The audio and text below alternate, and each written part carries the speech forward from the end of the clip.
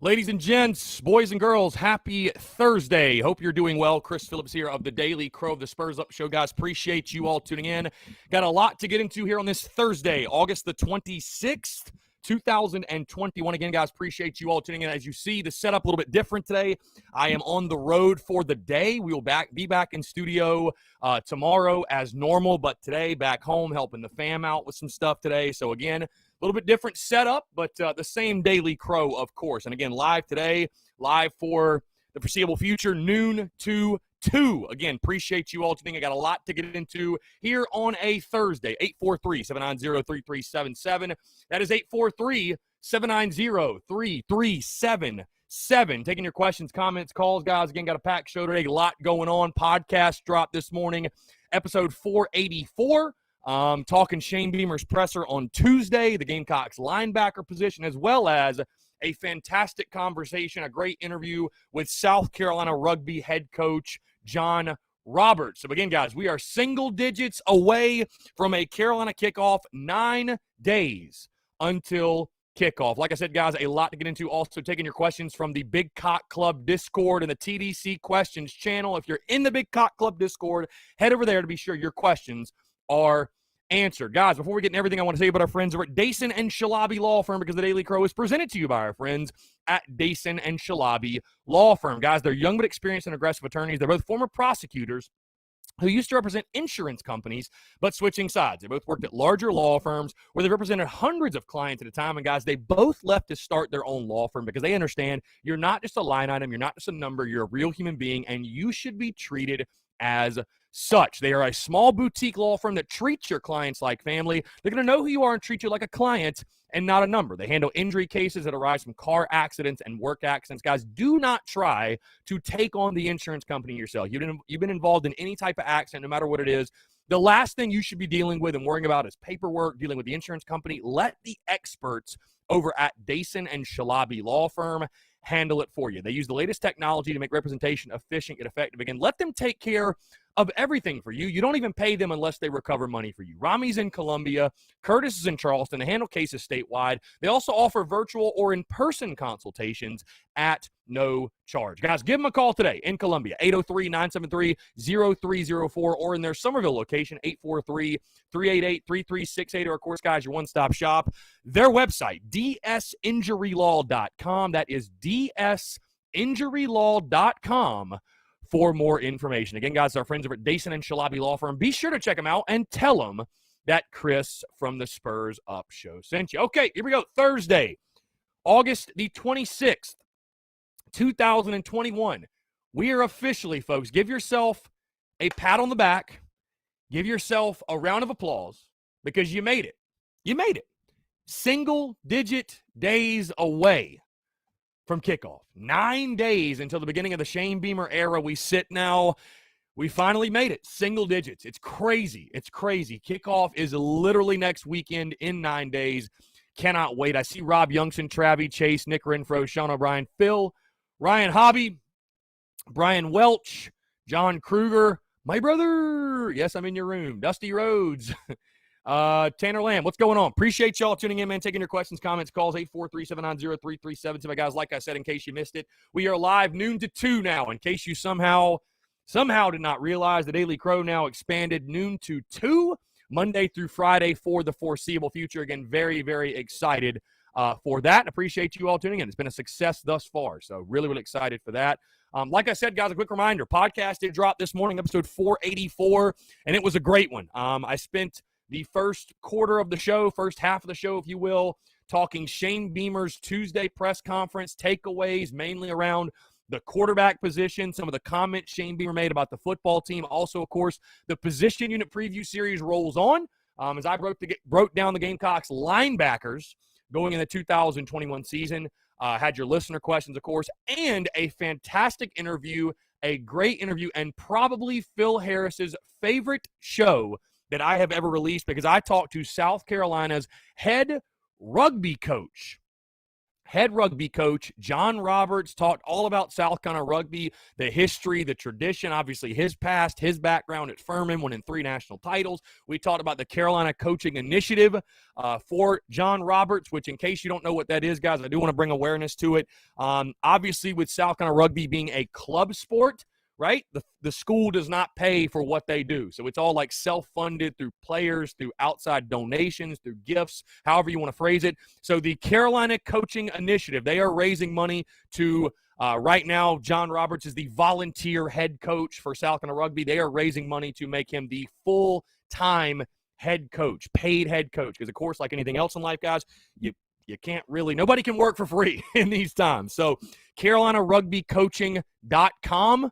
That's CarolinaRugbyCoaching.com. I'm sure Phil will post the link in the chat. You can go there. You can donate. You can support. Any little bit helps. If you feel out of the goodness of your heart, or you're an alum, or you're just a huge Gamecock fan and you want to support, CarolinaRugbyCoaching.com. Also, USCRugby.org is where you can learn more about the team, their schedule, some history and tradition about the team, all that good stuff. So, again, CarolinaRugbyCoaching.com, where you can donate, USCRugby.org, where you can learn about the team. I think you can also donate there as well. But, again, a great show.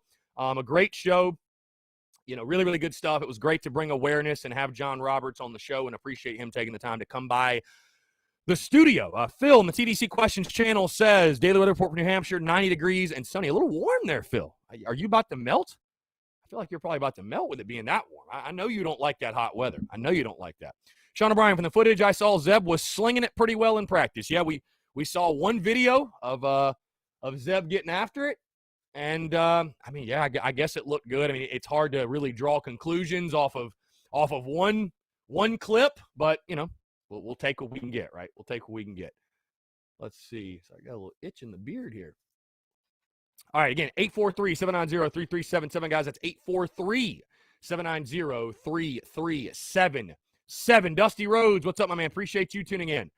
John Kruger says Scott Wingo is going to wear number 8 on the coaching staff. John, it only makes sense, right? I mean, it would be weird if he wasn't wearing number 8. Let me see, by the way, with the lighting. Let me see how this looks.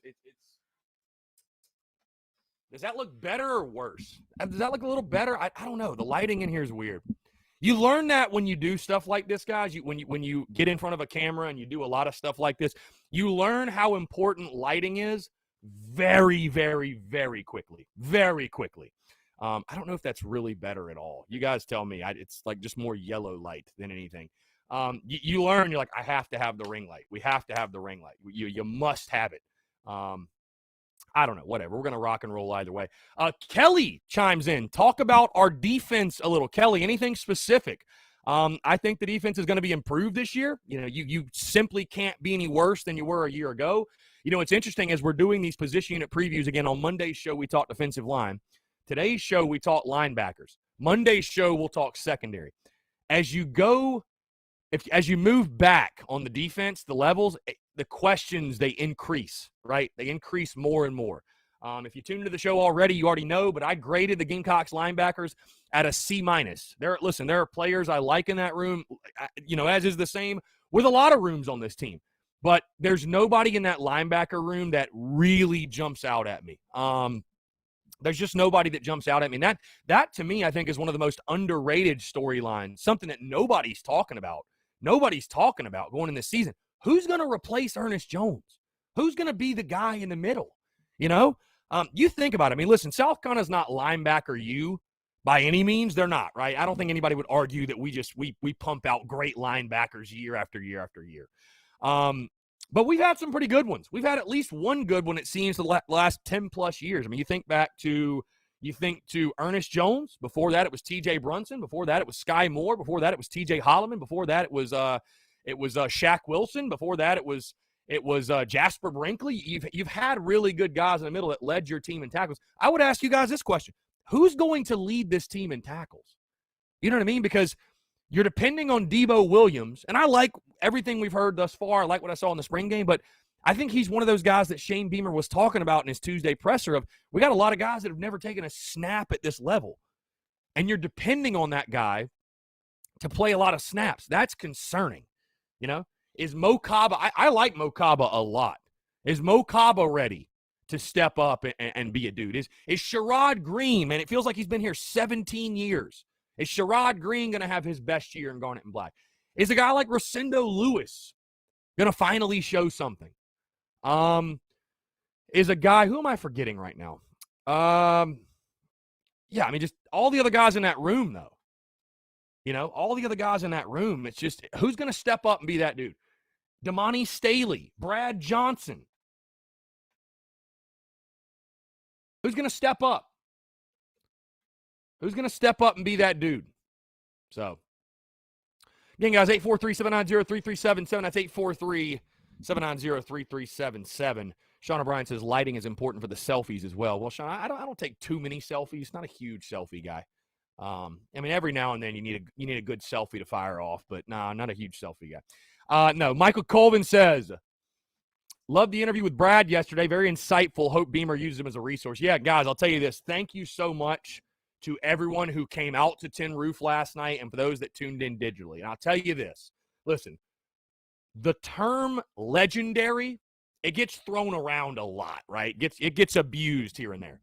But you can ask anyone that tuned in, that heard Brad Lawing speak last night, that, my friends, was a legendary experience. That was a legendary conversation. Let me put it to you this way. Brad Lawing, at this point in his career being retired, this point in his life, has ran out of you-know-what to give. This man, I mean, that was an incredible, and we've had him on a couple of times, right? I've had Coach Lawing on a couple of times, and you know, all the conversations are legendary, but this one, I mean, it went above and beyond. So I'm actually going to, guys, pull the audio. I'm going to pull the audio from that conversation last night, put it on the podcast next week. So for all those who may have missed it, I feel like, you know, I was like, you know what, by popular demand, and I was like, this is a convo that this needs to be redistributed again. Like this needs to go out because there were so many sound bites last night that you put those out there on social media and people are going to go nuts. So I'm like, you know what? Let's do it. So maybe Thursday's show next week to get everybody fired up for kickoff, we're going to redistribute that Brad Lawing interview because that interview, I mean, that was stuff of legends. I mean, that was truly, truly stuff of legends. Corey Gardner says, I forgot about it, and by the time I jumped on, he was finishing up. Is there any way to watch it? Well, Corey, so it's on YouTube. It's actually, if you go to our YouTube page, the live show, all the live shows from Tin Roof, they publish there. So you can watch it on YouTube. It's also, if you want to go find it on Twitter. It's also on Facebook, I believe, as a live video. If you want to go back and find the live video, or if you just want to wait and you don't feel like doing that, it will be redistributed on the podcast. So whatever you want to do. If you want to go watch it right now, you can. Or if you want to wait, you're welcome to do that as well. So Tyler Knoll says, Coach Lawing was absolutely great last night. He was spitting fire all night. I hope Beamer gets him around the program. Yeah, I mean, I think it's one of those things where, you know, Shane Beamer knows that he has him as a resource. I don't think Brad Lawing is just going to be hanging around. Like I said, guys, Coach Lawing is very happily retired. I mean, the man did it for 30 years, 40 years, been coaching his entire life. You know, I think he's enjoying living on the lake, just chilling out, if you will. But certainly I think Coach Beamer knows he has him as a resource. No doubt. No doubt. Tanner Land, I appreciate the love, man. Thank you. Thank you. Sean O'Brien says, agree with your statement on the pod today that we have too many guys on our roster that have just kind of been there and existed over the years. Going to need some to step up and make a difference. Yeah, I mean, Sean, I said this last night, too, at Tin Roof, is that, you know, one of the biggest storylines of this entire football season is we have a lot of guys on this roster that for whatever reason haven't performed. You want to call it a lack of development? Was it bad coaching? You know, and Coach Lawing talked about this last night. You know, in recruiting and being a great head coach, you got to be able to evaluate talent, and you got to be able to develop talent. That's why I told you guys, you know, when people are worrying about the stars, and Coach Lawing completely shot that down, by the way. I'm telling you guys, you need to go listen to this conversation. And if you want to wait to the podcast, fine, but it was incredible. It was incredible. Completely shot down the stars conversation. Because, and at this point, you know, he made my point for me kind of that I've said before. You have to trust right now that Shane Beamer is a master talent evaluator and master talent developer, okay? But back to my point, there's a lot of guys on our roster that are getting the benefit of the doubt that, oh, well, they just didn't have good coaching. They haven't been developed. We're going to find out this year. I mean, we're going to find out if it's, oh, they just weren't put in the best possible position to succeed. They haven't been developed. Or It's that they haven't done what they need to do. Guys, believe it or not, there are some college football players and college athletes in general that come to school and they slack off. They don't do what they should do. They don't keep themselves in shape. They don't work as hard as they can work. You know what I'm saying? Like, believe it or not, that happens. So maybe a guy, and I don't want to like call any names, but maybe there's a couple wide receivers in there that it wasn't coaching. It wasn't. Now, maybe it was, but maybe it wasn't. We're going to find out. We're going to find out very, very quickly. Very quickly. So, yeah, I mean, we have a lot of guys on this roster that it's put up or shut up, and they've, you know, that's why I tell you guys that in the Muschamp era, I'm as into recruiting now as I've ever been, but I don't think anybody mistakes me as like I live and die by recruiting. I just, you know what I mean? Like, I would rather focus on making content and giving opinions than following a 16-year-old around and trying to figure out his every move and what he's going to do. You know what I mean? Like, Shane Beamer's job is to recruit. It's not my job to recruit. But I'm as into recruiting now as I've ever been with Shane Beamer and the new hope and this new era and all that good stuff. But the little that I liked recruiting, I completely fell out of recruiting with the previous staff because too often we were getting guys that were hyped up on the recruiting trail and they're saying this about him, they're saying that about him, and he's a diamond in the rough. Look at this, look at that, and they get on campus and they just disappear. They just disappear. So you got some guys like that on your roster, man. That Savannah Webster, mentions Randricus Davis. I mean, I don't want to like point out specific names because again, was it coaching? Has it been coaching, development? Have they not done what they supposed? I don't know, but we're gonna find out. We're gonna find out. So you have a lot of guys like that just need to step up, man. Yeah, Doc Graybeard bringing awareness to it. The real tragedy recently: a 17-year-old football player on the 5-time reigning South Carolina championship team, Dutch Fork, Jack Alkatib. I think I'm messing that up. R.I.P. to the kid. From prayers to Dutch Fork and the football family there. Awful. Let's see. By the way, guys, I got a DM this morning. I want to acknowledge it. Okay, I want to acknowledge it. Appreciate the guy that sent me the DM. Apparently, I have been pronouncing Rashad Amos's name incorrectly forever. So it is not Rashad Amos. It is Rashad Amos. It's Amos, not Amos. Amos. So I want to make that clear to everyone. I messed that up. It is Amos, and that comes from his family, by the way. So apologies to the Amos family. I did not mean to insult you if I did. I enjoy watching your son play football and look forward to his season this year. So Rashad Amos, not Amos. That's my bad. Again, guys, 843-790-3377. That's 843-790-3377. Appreciate y'all tuning in, guys. Like I said, a lot to get into today. Scott Stamey, what's going on? Appreciate you tuning in, man. Again, those that came out to Tin Roof, man, I can't say enough good things. I truly, sincerely appreciate it, you guys, the love and support. And, I'm having a blast with the stuff at Tin Roof and just talking shop and talking ball. I appreciate it, man. I can't say enough good things. I appreciate y'all's love and support. Appreciate y'all tuning in digitally as well. It's been incredible. All right, let's jump to the phone lines real quick.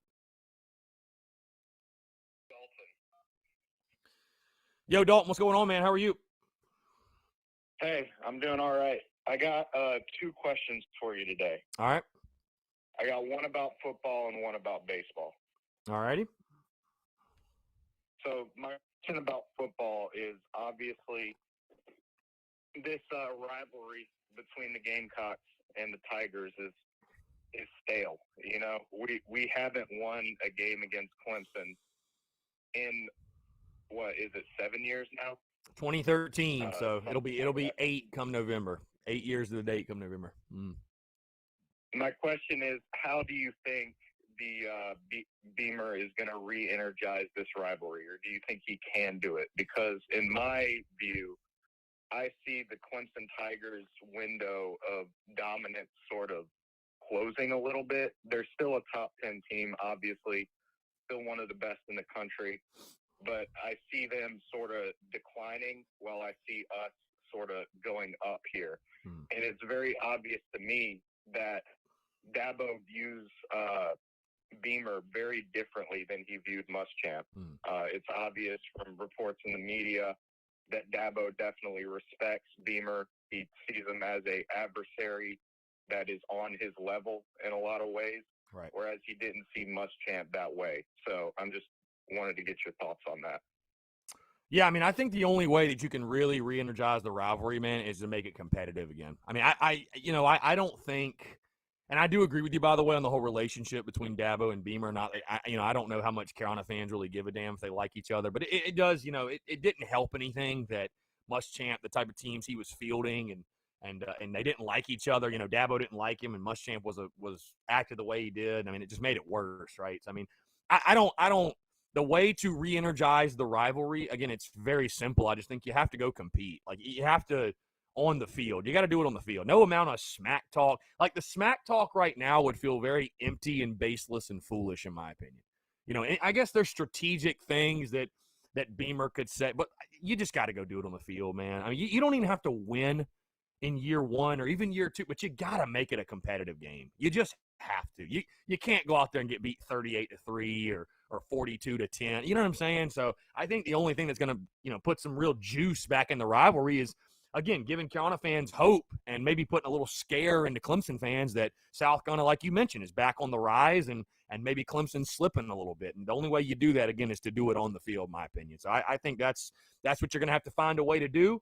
Because I think we all agree. I mean, listen, Clemson as a program, the talent, the last 5-6 years, they've been head and shoulders better than the Gamecocks. But I mean, my goodness, man, just some of the performances that those previous teams these past couple of years had against Clemson, it's just pitiful, man. It's just inexcusable. So I mean, you can take less talent and do more with it, and at least make it, make them sweat into the late third quarter. And South Carolina has most of these games have been over by halftime.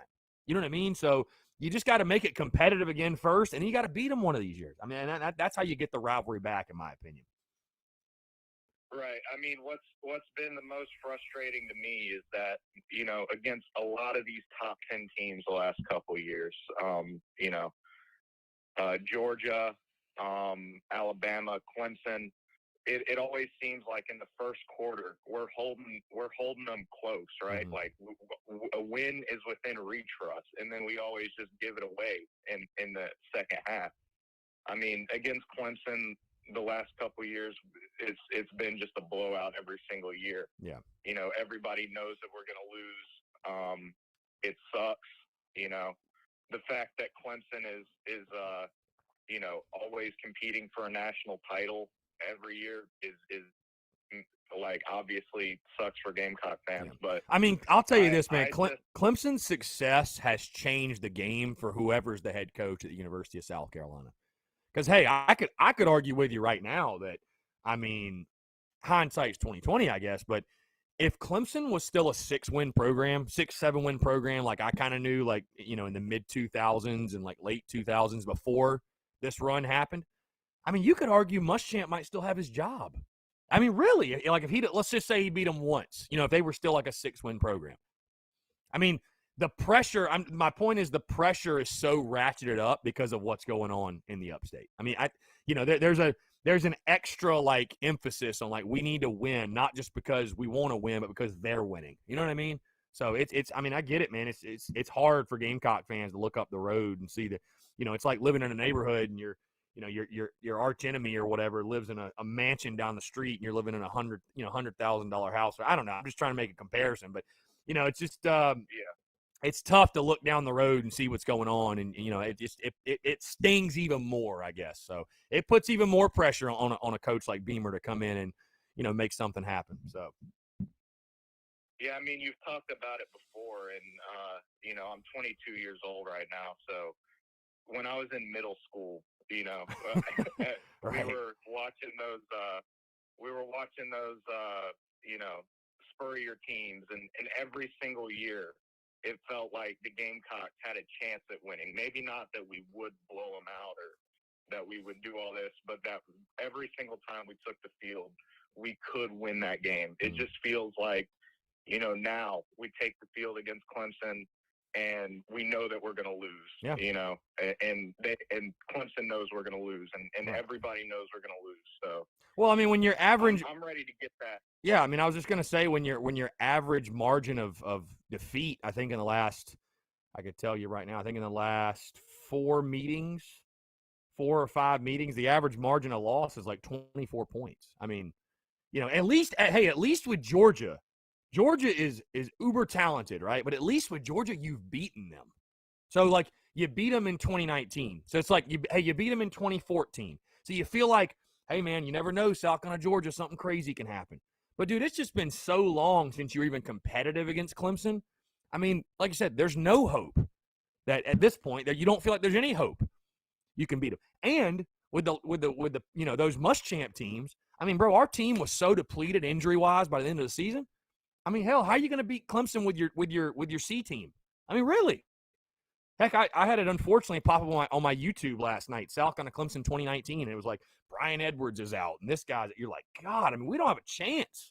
We don't even have a chance. So, yeah. I mean, if you can just even bring competitiveness back to the rivalry, that's a good start. That's where you have to start, in my opinion. So.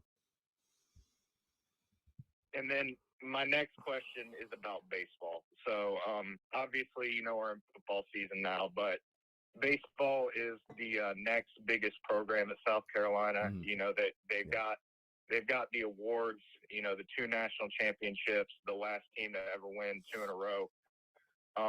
But last year, I noticed that our hitting ability was depleted, and I'm just wondering if you think that the new coaching hires is going to make a difference on the development of our lineup and of our hitting.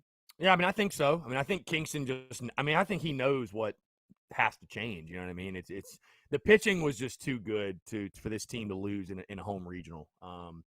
Yeah, I mean, I think the coaching hires will help. I don't know that they're going to come into South Carolina and reinvent the wheel, but maybe just a fresh voice, maybe a fresh approach will help our guys. And I think also too, man, they brought in a ton of new hitters. I mean, it's going to be an entirely new lineup next year, basically, outside of Braylon Wimmer and Andrew Eister. And I mean, heck, I say Colin Burgess, but I think if Alex Boychuk's healthy, he's probably your starting catcher. So. Yeah, it's going to be a whole new look lineup too, man. I just think, overall a philosophical change, I think it will help. And again, I think the emphasis all preseason and it's going to be on swinging the bats better for average. It's no secret. I guess if there's one positive from this past season, it's no secret what you need to improve on, right? It's not like we're like, well, man, just what went wrong? No, we all know what went wrong. It was the hitting. You can't hit 240 as a team and be very good. So, yeah, I think the coaching hires will help. I mean, I think, like I said, it's just with a different voice being in there, I think that'll help. I mean, people think like changing a hitting coach like so much is going to change. I mean, hitting a baseball is hitting a baseball. You know what I mean? Like if you can either do it or you can't. But there are certain coaches, like I said, just getting a different voice and hearing something different and just, something had to change, right? Something had to change. And I think Mark Kingston knew that. And, whether he sort of assisted the coaches out that left or he told them, hey, we're trying to make a change, go land on your feet somewhere. I mean, we'll never know. But, yeah, I mean, you have to think, again, that's going to be the emphasis and the focus from everybody in that building. And so you have to think the hitting is going to improve. I mean, it simply has to. It has to because, hey, I mean, the expectations for next season, I mean, you could have a very, very similar season to what you had this past season.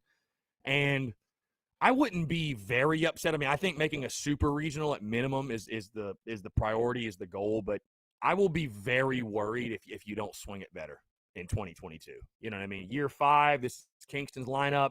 You got to start swinging it better. I mean, you just have to because, I mean, it's every sport now is you got to win with offense. Pitching, obviously, in baseball, you need elite pitching, but you're just not going to win hitting 240, dude. You're just not. You got to swing it. You have to swing it. So, yeah, I think the coaching hires will help, and I mean, you have to think they will. Again, it's kind of like with the Carolina defense. The hitting can't get much worse. You know what I mean? So, we'll see. Right. I mean, you harped on it a lot last season. I was watching your show, and you were telling everybody they can't treat every baseball game like it's a football game. It's a marathon, right, not a sprint. Right. Right. That's why some games you're going to go cold and lose. Like you're inevitably going to lose in baseball. It's not like football where right. Teams go undefeated. Like no, you're going to lose a third of the games you play in baseball.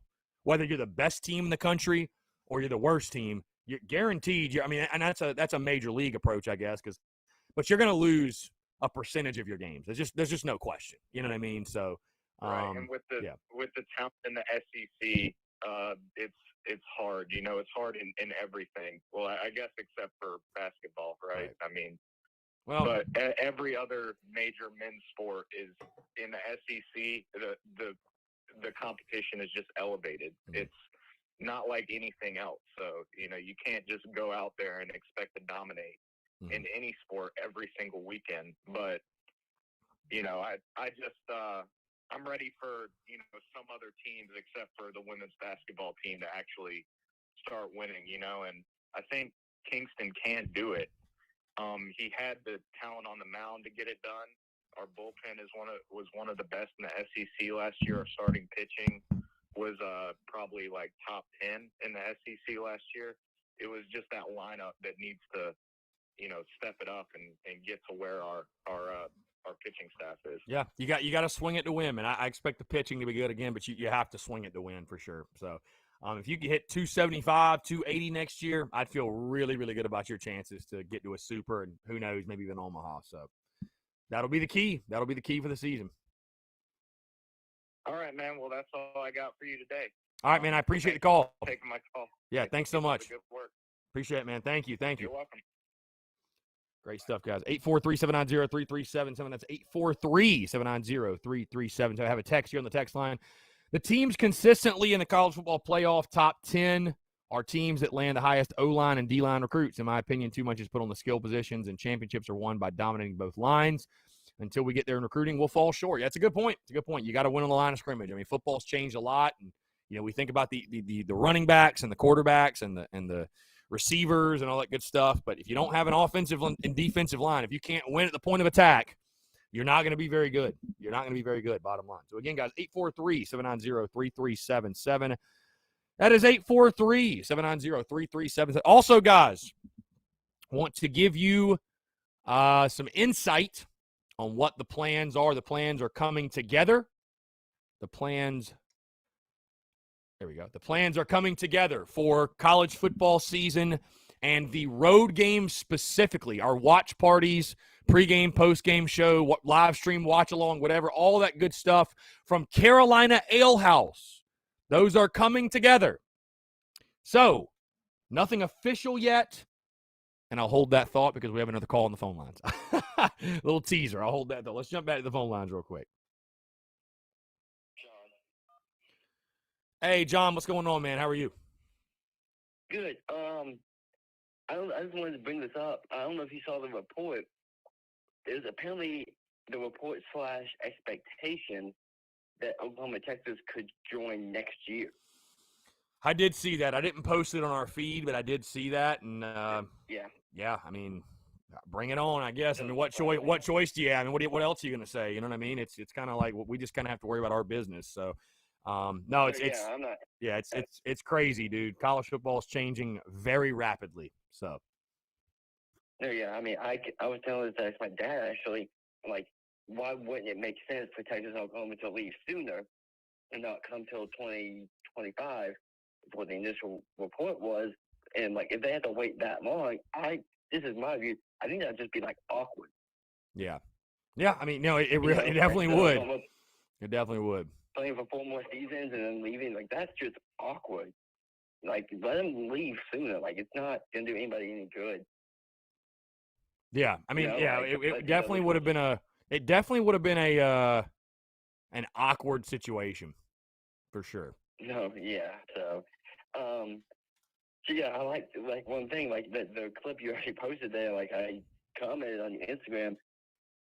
It's just weird to look back on that. Like, I saw the play you posted today, and it's like, hey, I was at that game.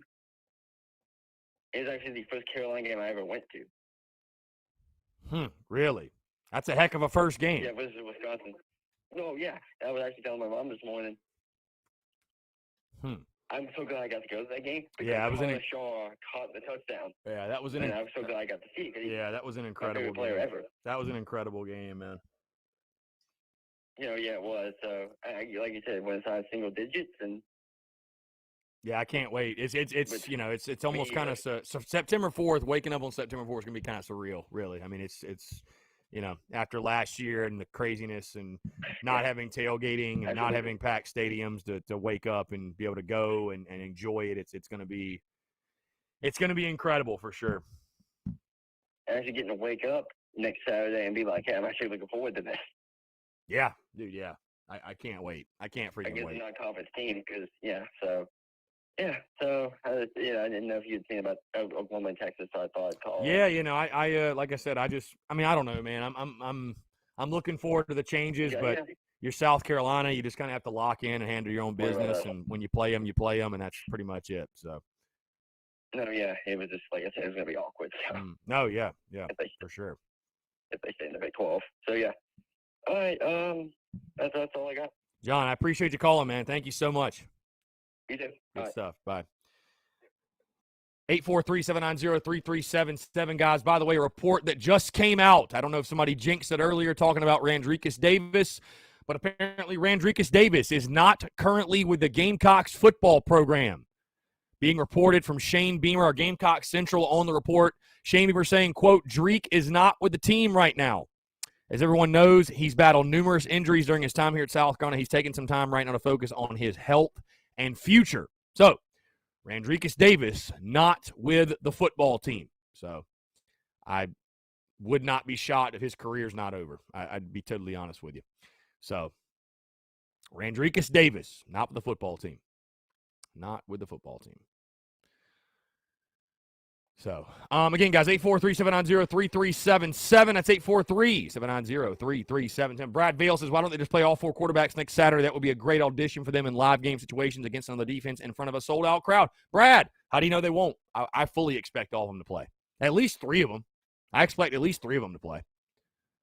Let's see. Tyler Knowles says the most competitive game in the Muschamp era was against Clemson was Jake Bentley's best game of his career, where he threw for 500 yards, still lost by 3 touchdowns. Yeah, the series was not very competitive. So all we got's all we need. Listen, Randricus Davis, the guy buried on the depth chart, has dealt with injuries.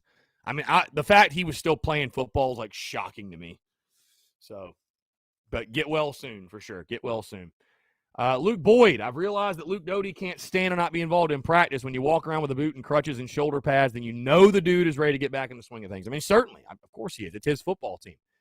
I'm sure he's ready to go. I did hear some people, though, talking about they don't think he'll be ready by, and these are just fans talking again. This is not like South Carolina. But apparently there's a portion of the fan base that's assuming Luke Doty's not going to be ready until like week 5 or 6. Like, I don't know where people are drawing those conclusions from. Beamer has been very clear and open in saying he fully expects Luke Doty to take reps by next week. So, I think at the latest he'll be ready week 2. At the latest. So, Brian Welch says Landon Sampson, our 3-star commit from South Lake Carroll High School in Texas, plays tonight on ESPNU at 8 p.m. Look, I can't talk today. If anybody wants to get a good look at the kid, for sure, that'd be fun to watch. ESPNU, 8 o'clock. And it's football on TV, so why not? Let's see. Sven Webster, I would save him until Kentucky if there's any doubt, but if he's clear and ready, then so be it. Yes, man, I'm hoping he's ready and cleared. I think that I'd like to have him for East Carolina personally, but, maybe that's just me. So, again, guys, 843-790-3377. That's 843-790-3377. Head over to the TDC Questions channel, the Big Cock Club Discord. Keith says Dabo should pay Muschamp's buyout. He's the one who benefited from his hiring at USC. Yeah, at least throw in like 10% or something. At least throw in like 10%.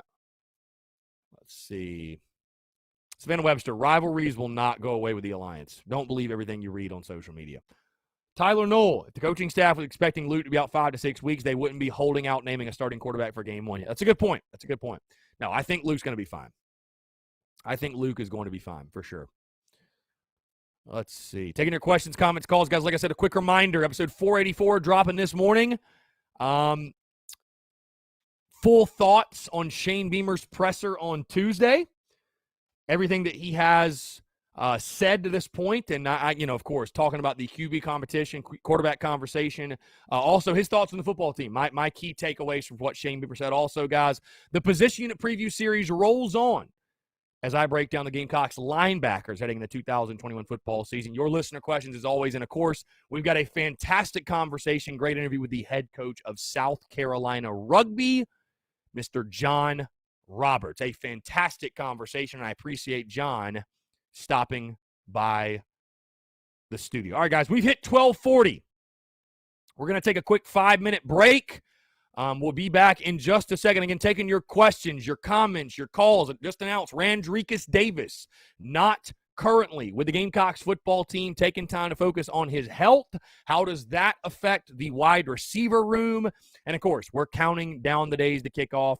Just 5 more days until the ball is spotted and the Shane Beamer era begins at South Carolina. Guys, leave your questions, comments, calls, 843-790-3377. Or here in the Big Cock Club Discord. Head over to TDC Questions to leave your questions there to make sure they're answered. Folks, it's Thursday, August the 26th, 2021, 12:40 here on a Thursday. Appreciate you guys tuning in. We'll be right back with the Daily Crow.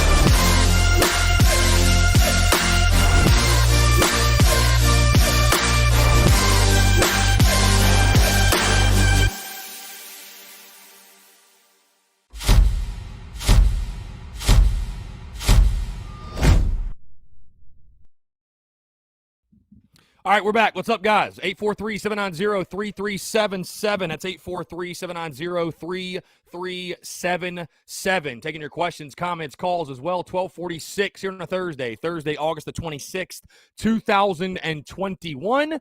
Appreciate you all tuning in as we sit here now just 9 days away from kickoff. Just posted the latest, the Randricus Davis news. Davis taking some time to himself. Obviously, he's battled injuries during his time at South Carolina. Right now, he's focusing on his health and his future. So, again, best wishes to Gamecocks wide receiver, or maybe former Gamecocks wide receiver, Randricus Davis. I would be very surprised if that is not the end of his South Carolina career. Just with the injuries, a sixth-year wide receiver, already buried on the depth chart anyways, I would be fairly shocked if he is back in Garnet and Black, but you never know. And, again, just wish him the best either way. Whatever happens. So again, guys, 843-790-3377. That's 843-790-3377. Savannah Webster says, I know it's not us, but so ready for some football Saturday. As am I for sure. Really ready to watch those games. Really ready for that. Luke Boyd says, I want to have him ASAP. I think you're talking about Luke Doty. I mean, I don't know about anyone else, but I want to put up as many points as possible this season. We've got to prove ourselves, in my opinion. Yeah, Luke, I'm the same way. I mean, listen, I'm extremely fired up for game day. I mean, I'm very, very, very excited for next Saturday, 9 days away. There's no question. But I will tell you, when the news of Luke Doty came out, I'm probably 1% less excited, because I was looking forward to seeing the best version of this football team, the best version of this offense with Luke Doty behind center. And it's just unfortunate we don't get to see that week one. It's unfortunate we don't get to see that. So, I am intrigued to see whether it's Zeb Noland, whether it's Jason Brown, Colton Gauthier, Connor Jordan, or all four of those guys. I mean, we're still excited and intrigued to see what South Carolina football is going to look like in Shane Beamer's first season. But, I hate Luke can't go. But it is what it is. So you just pray and hope he's going to be ready to go week 2. Lindsey Hagler, what's going on? What's up? Happy Thursday. Donnie Cunningham, do y'all think Connor Jordan and Nathan Harris Wainick get some snaps week 1? Donnie, I think it should be an empty the bench type of game. It should be an empty the bench type of game. Everybody should get reps. You should hopefully get to a point in this ball game where everybody is going to get some snaps.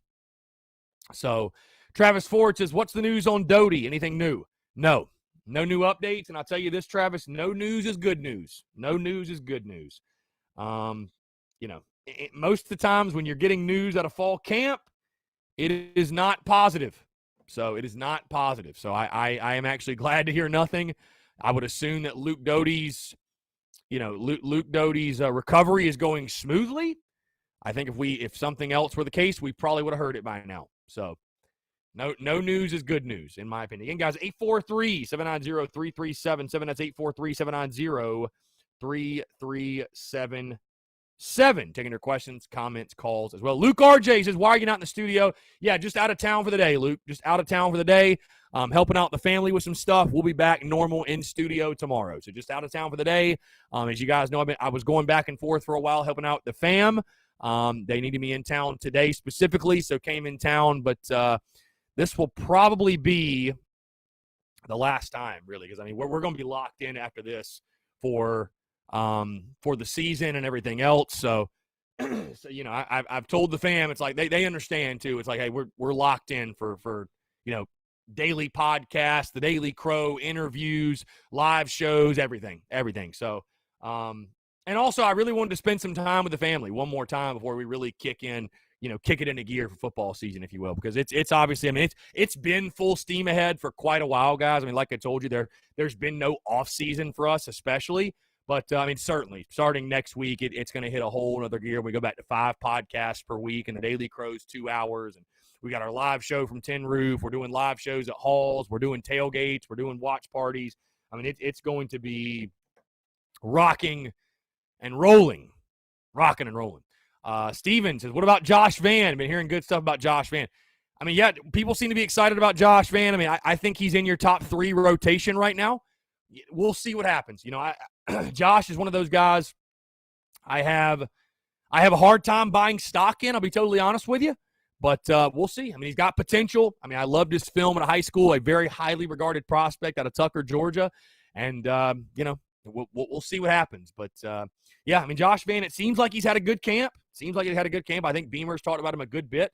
So we'll see if he can finally pan out. By Cody Hill says, love the show. I'm an Iowa guy through and through, but South Carolina's my favorite team out of the SEC. Well, bye, Cody. Appreciate you tuning in, man. Appreciate you. All love to Iowa. All love to the Hawkeyes. All love to the Hawkeyes. So appreciate you tuning in, my friend. Are you in Iowa? That's my question. Again, guys, 843-790-3377. Like I said, guys, quick reminder, if you have not done so, check out the podcast that dropped this morning, 484, episode 484, breaking down Shane Beamer's presser from Tuesday. Also, the position unit preview series rolls on, talking Gamecocks linebackers heading into the 2021 season. Of course, your listener questions. Then a great conversation, great interview with John Roberts, South Carolina lacrosse coach. John Roberts took the time to chat with me in studio, by the way. John, an awesome dude, great conversation. We've got some fantastic interviews for you guys upcoming. Like I said, we're going to redistribute, republish the Brad Lawing conversation from last night. I was able to chat with Tim Brando yesterday. You might know that name, Tim Brando, who's been in sports media for a long time. Tim Brando, we got another great conversation coming up over the weekend. Phil, did I say lacrosse? I meant rugby. Sorry. I meant rugby. The head rugby coach. If I said lacrosse, I don't know why I would have said lacrosse. Rugby. The head rugby coach, John Roberts, Cox Rugby, at Cock Rugby on social media. So, yes, the head rugby coach. I apologize if I butchered that. Anyways, 843-790-3377. Guys, that's 843-790-3377. Taking your questions, comments, calls. I am so glad, by the way, that this is the last week before game week. I'm so glad because, I told you guys, I love doing the previews. I love breaking things down. I love giving predictions, but you just get to a point, I'm sure you guys would agree, you get to a point in the preseason where you guys have heard me say some of the things I've said over and over and over and over and over again. And I'm just to the point where, I'm ready to actually see it on the field. All these question marks that Carolina football has, the only way they're going to be answered is on the field. That's literally it. So I'm looking forward to game week, man, guys. Like I said, in case you missed it, we will be going back to 5 podcasts per week starting next week. And I'll give you guys the rundown of what the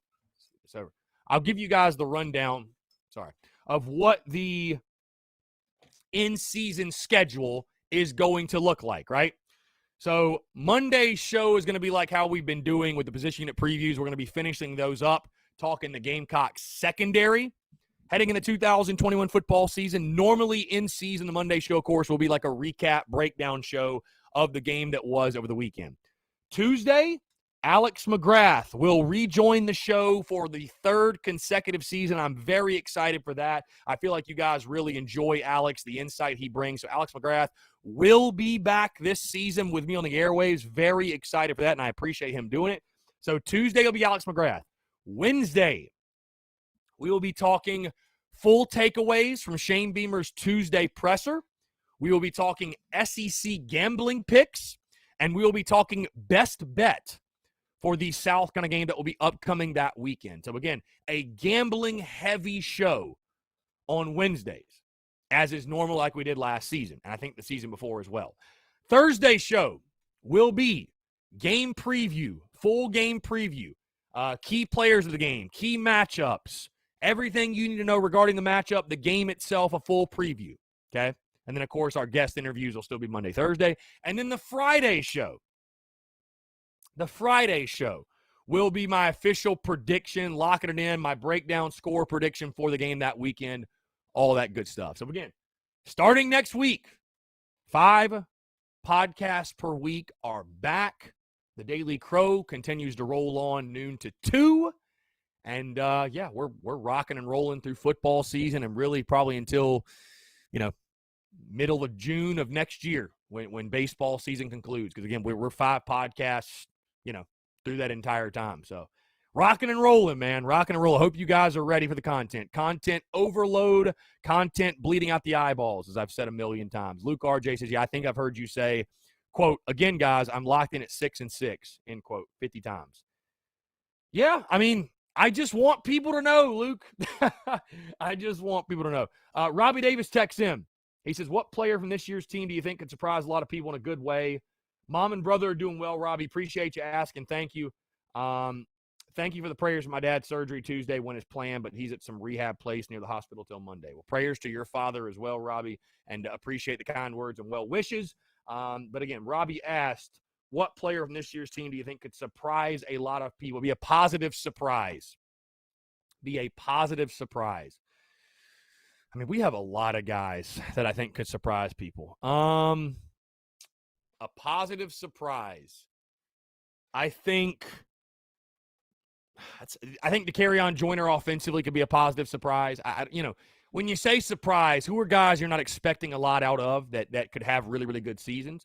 I think, Jaheim Bell is a guy that I don't know people are expecting a ton out of. I think he could be a positive surprise for you. I think Luke Doty could be a positive surprise for you, just how good he is. And then I think defensively, Mo Kaba at linebacker, I love him. Boogie Huntley on the defensive line, we've been hearing good things from him. I think Jalen Dickerson at the safety position could be a positive surprise for you. So, yeah, I definitely think there are guys on this football team that not many people are thinking about or talking about that could shine. That could shine for you this year. No question.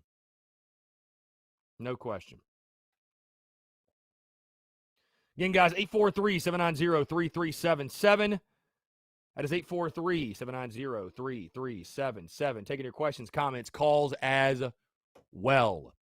Miller Time, 6289 says, first game, both backs over 100 yards.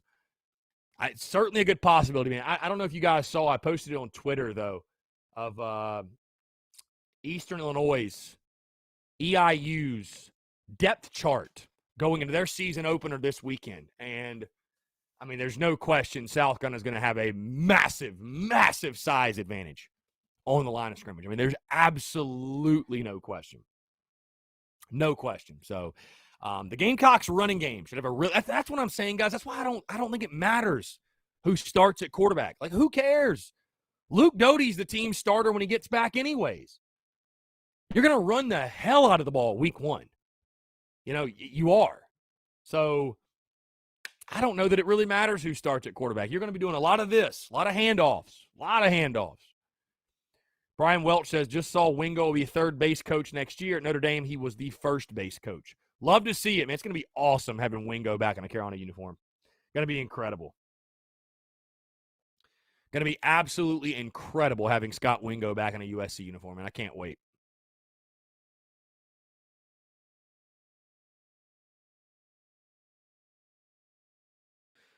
Again, guys, 843-790-3377. That's 843-790-3377. In case you missed it, wide receiver Randricus Davis is not with the Gamecocks football team. Shane Beamer saying he is taking time to take care of his health.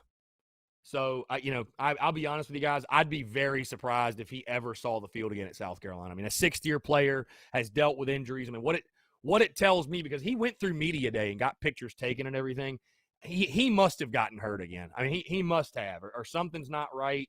He's not 110%. So I don't know. We'll see. I mean, you wish him the best either way, but when you've been injured as much as he has, and you've already you've been buried on the depth chart, it's just tough. So. Great Bisbee, East Carolina App State on September the 2nd, a good preview of ECU. Yeah, that's going to be a hell of a game. I can't actually wait to watch that game. I cannot wait to watch that. Dude, ECU App State at B of A in Charlotte. Hey, y'all, how as we hit the 1 o'clock hour, as we hit the second hour, I should say, the show, as we hit 1 o'clock, how happy are we all that South Carolina season opener is not like some dumb game in Charlotte? I mean, can you imagine if the Shane Beamer era was starting with a game in Charlotte? Oh, destined for failure. Destined for failure. I wouldn't mind if we never – I love the city of Charlotte. I love Charlotte as a whole. I won't mind if we never play in Charlotte ever again. I mean, truly. I truly won't mind if we never play there again. So, house of horrors for us. House of horrors.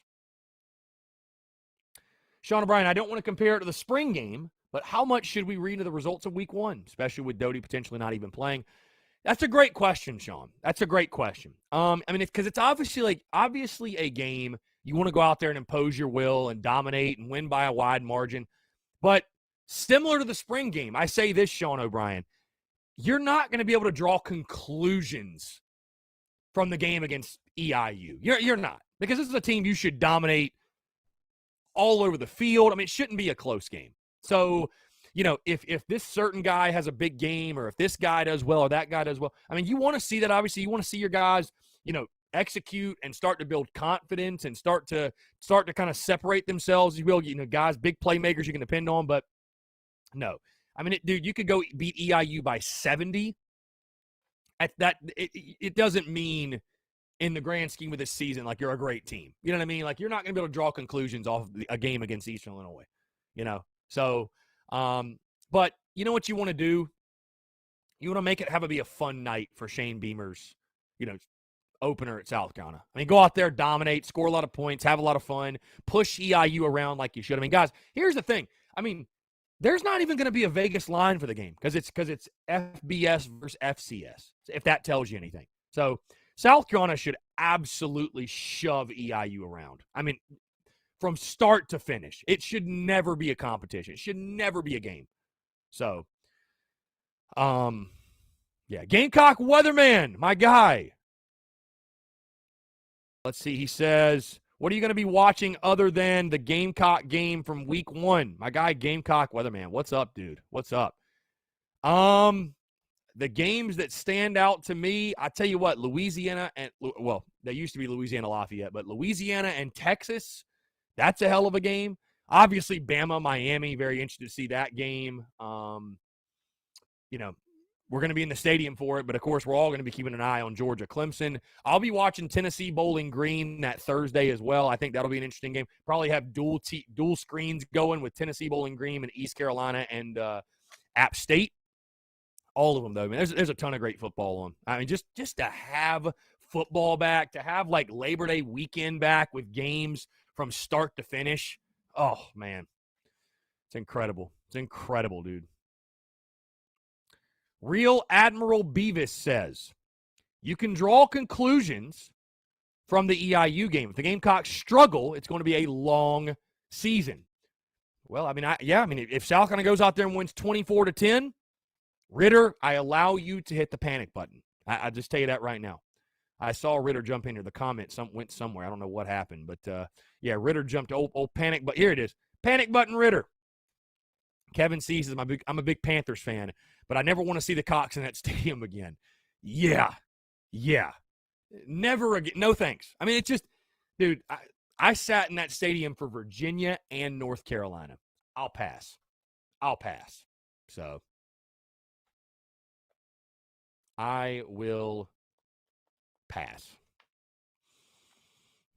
Savannah Webster, Auburn and us are similar in that way of that we don't play well in Charlotte, or we have first-year coaches, or what exactly? Actually, that might be an old question. I apologize. Let's see. Travis says, to be fair, we did beat NC State in 17 and UNC in 15 up in Charlotte. Hasn't been that bad, but the last two with UVA and UNC gives us a bad taste for sure. Yeah, it's been pretty brutal, Travis. It's been pretty brutal. So I'm good on. I'm good. I'd rather go home and home. Spare me on the neutral site in Charlotte for now. Tyler Knoll says Coach Law needs to make some more phone calls to his recruiting buddies who give stars to kids and make some of the 3 stars we have 4 stars like I did with Coley. That right there showed me stars don't mean crap. It's all about development. Yeah, that was wild. That was a wild story talking about Chris Culver. That was nuts. That was absolutely nuts.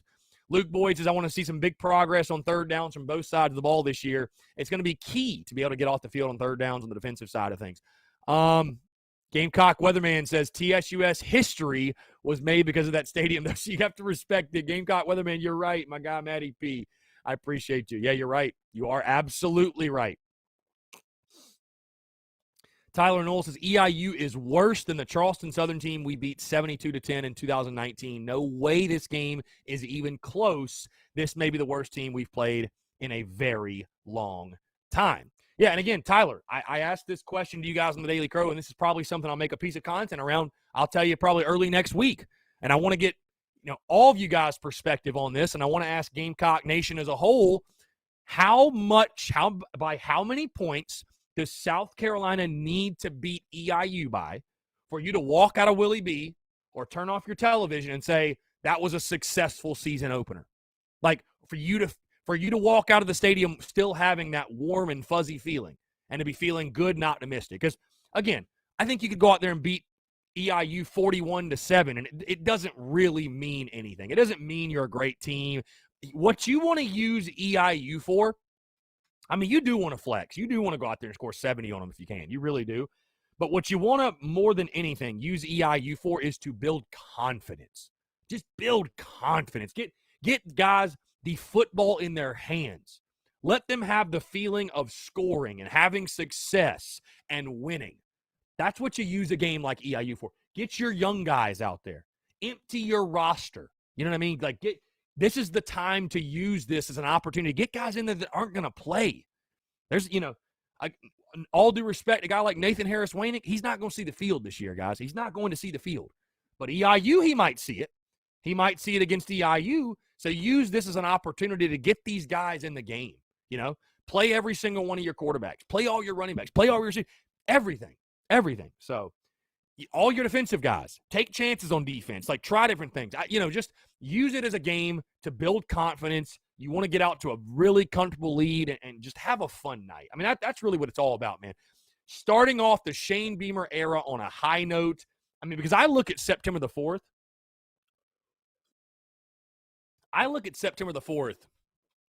As like a celebration for Gamecock fans, for Gamecock Nation, right? Like, we're all coming together at Williams-Brice to celebrate the dawning of a new era, the beginning of a new chapter of Gamecock football, right? So you want to put on a show for your people. That's what it's all about.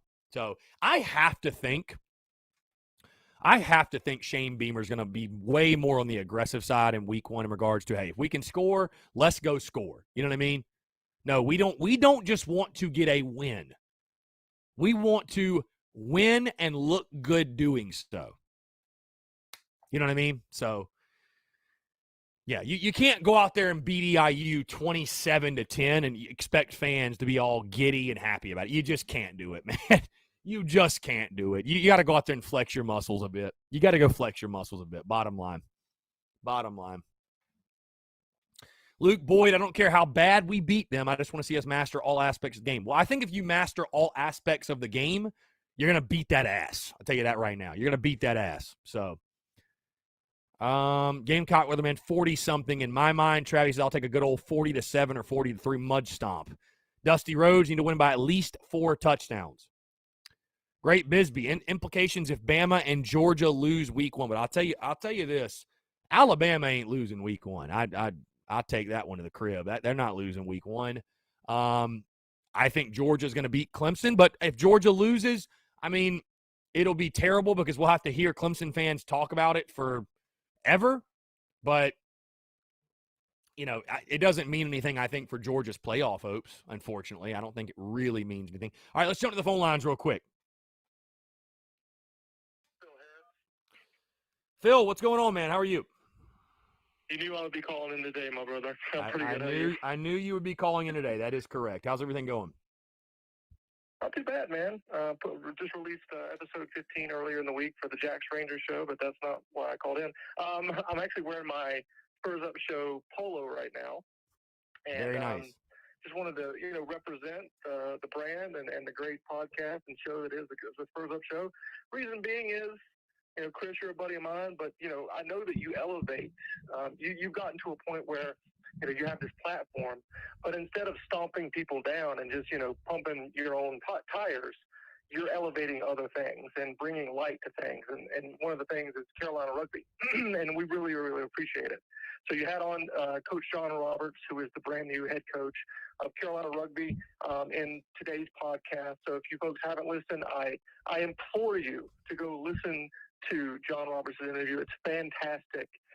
talking about him founding Furman's rugby team, winning 3 national championships there. They named the freaking field after him.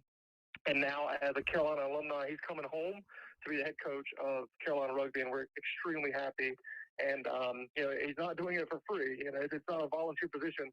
Carolina needs a paid full-time head coach at this level. Clemson up the road has one, and they've actually brought in the Free Jacks. I'm a Free Jacks media guy, or if you want to call it that, whatever.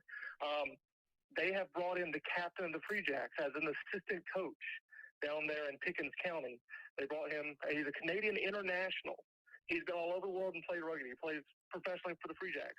So he's not doing that out of the kindness of his heart. He's being paid money. So we need to reach their level and exceed them as quickly as possible. So that takes great coaching, great recruitment. So if you guys can help out with the rugby program, any little bit would help.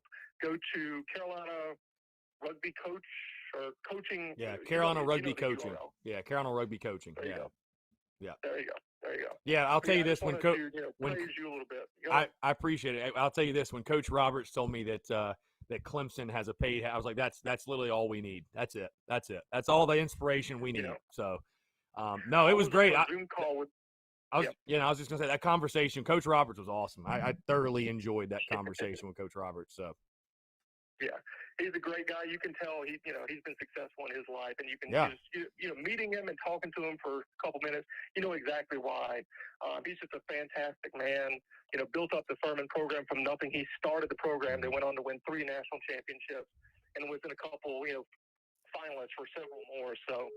I just wanted to mention that I was on a Zoom meeting it's been about 2 weeks at this point, and all the old guys that were at Carolina Rugby way before my time there, trying to get amped up about donating. I said, listen, guys, if Clemson, just look at Clemson down the road, Clemson, they have a full-time head coach. If that doesn't piss you off and make you want to donate, I don't know what else will.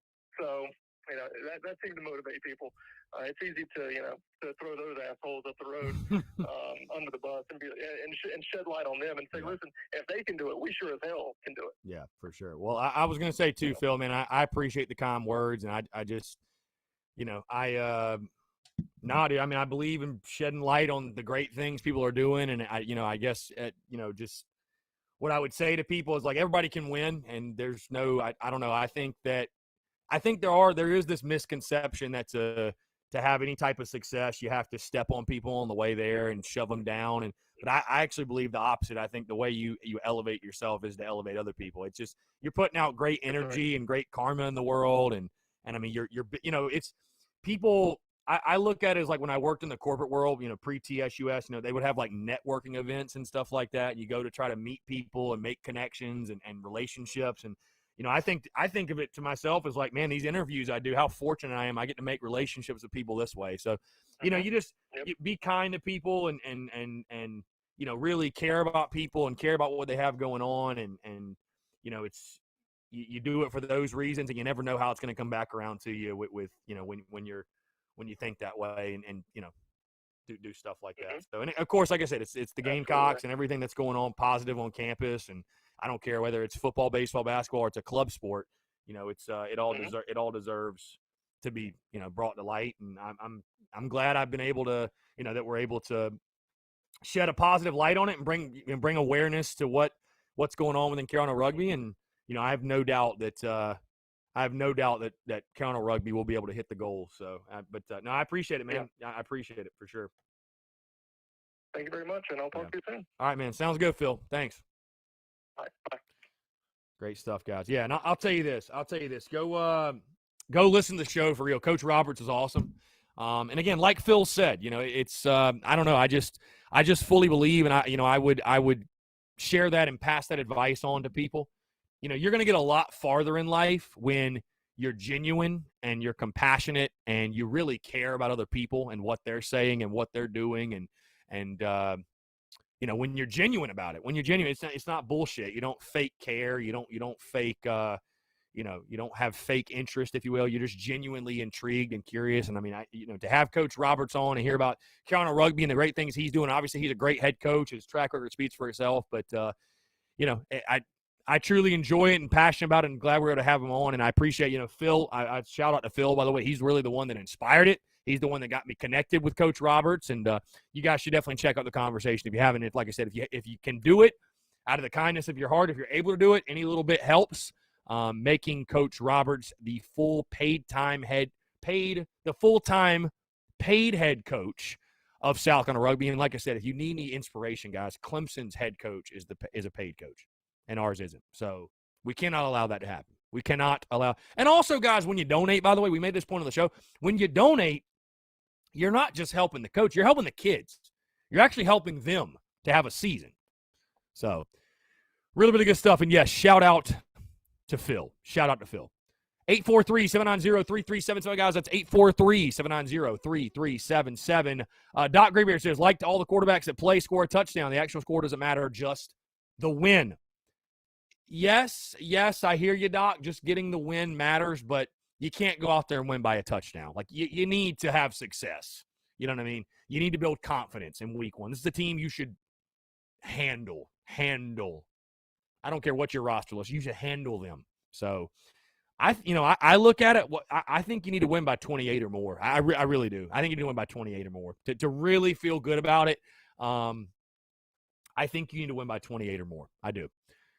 Luke RJ, my expectations of the season and feel good. I hope we score at least 40 and hold them to or under 17. Okay, that's fair. My guy, Matty P, by the way. Shout out my dude, Matty P, rocking with the merch. Hell yeah. Appreciate you, Matty P. Thank you, sir. Gamecock Weatherman, my dude. Tyler Knoll says, I think the final score will be around 56-3 or 63-7, to be honest. I will take both of those scores, Tyler Knoll. Gamecock Weatherman says, I'll be looking at the receivers. I'm hoping Ortre can be the guy we thought he was going to be. Yeah, Ortre's one of those guys, man. What are you going to get out of him? He's got to be one of those dudes for you. Got to be one of those dudes. Doc Graybeard says, this makes the 7th new head ball coach I have personally seen. Wow, 7th. Seen a lot of Gamecock football, Doc. Tyler Knoll says, what would Georgia losing to Clemson do for us in the Oscar Delp sweepstakes? I think we would benefit from that hashtag. We want Delp. It's interesting. It's interesting that I think fans, you'd be shocked how little the on-field results actually matter. Like individually, if Georgia loses to Clemson but goes on and goes to the SEC championship, I don't think that it really makes a difference in regards to, like, who's going to get Oscar Delp. You know what I'm saying? Like, it'd be nice from the fan side for Georgia to lose for sure. Or, I want Georgia to beat Clemson. I do.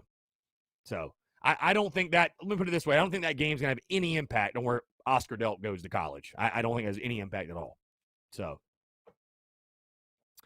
Adam Ritter says, who's ready for Panic Ritter this season? Not I, Ritter. I'm not ready for Panic Ritter. I'm not ready for that. I'm not prepared.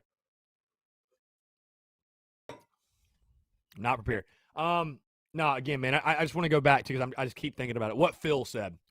I would say to anyone, again, when you take general interest, the key in life is not, again, stepping on people and being mean to people and being negative and discouraging people. When you do that, you are putting out such bad energy, such bad karma, such bad juju. How are you going to elevate your own self, right? How are you going to elevate your own self and do great things if you're discouraging? I just remember when I started in the beginning and the people that encouraged me, that how much that meant. So, and again, in the interviews, like, when you take a genuine interest and you're genuinely interested with people and you just, you want to help in any way you can and you want to have a positive impact on everything you come in contact with and everything you touch, good things are going to happen. I believe in karma. I really believe in karma. So when you're spreading positive energy and positivity as a whole and you're trying your best to make a positive impact on people and again, being genuine with them, and again, when you lead with service and gratitude, good things are going to happen for you. So, again, I appreciate the kind words, Phil. I appreciate the kind words, and that would be my advice to people, is to live that way. It would. My advice to people would be to live that way. A lot of good things will happen for you. I promise. A lot of good things will happen. So when you stay in that flow, good things happen. Good things happen. Adam Ritter, would you rest Doty and Harris this game and get ready for ECU? I mean, if they're 110% to go, I'd play them. But it's not looking like they're both going to be 110%. So if they're not ready to play, then don't play them. That's a no-brainer in my opinion. Luke Boyd, wish me luck starting my college baseball career at Limestone University this year. I'll be in the upstate, but we'll definitely travel down to Columbia on Saturdays. Luke, best of luck, man. Enjoy it. Enjoy it, seriously. We played Limestone when I was at Newberry, but sincerely, man, congratulations. Enjoy it. Bust your ass. But make sure you have a good time. That's, Luke, if I give you any piece of advice, it's a grind, and we all have dreams and aspirations of the, playing pro ball or going to the next level or whatever it might be, whatever your dreams and aspirations are. But enjoy the present moment. Don't get so lost and everything going on around you, and you want to do this. Literally soak it in and enjoy every single day. Don't forget to have fun. It's a game. It's a kid's game. I know it becomes a business when you get to college, even to the D2 level. Even to the D2 level, it feels like a job sometimes. Just make sure you enjoy it, man. Have as much fun as you can. Make relationships with your teammates and bonds with them, because at the end of the day, when you're done 10 years from now, that's what you'll remember. You won't remember getting shelled in that inter squad or striking out or whatever. You know what I mean? The petty BS we worry about. You're going to remember the relationships with your teammates, your coaches, the friends you made along the way. That's what's really going to stand out. So enjoy it, man. Enjoy it. It flies by. Doc says, I've seen it since Holtz was announced. He says, I have. Yeah, look, I can't read the beginning of this statement.